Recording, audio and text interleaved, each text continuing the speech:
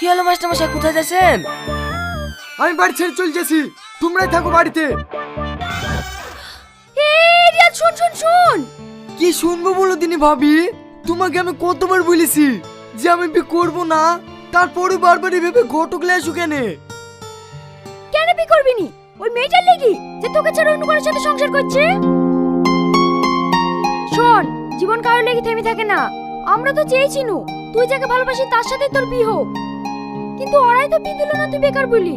এখন তো তুই চাকরি পেয়েছি, খুব ভালো আছি, তাহলে শুধু শুধু ওর জন্য কেন জীবনটা নষ্ট করবি?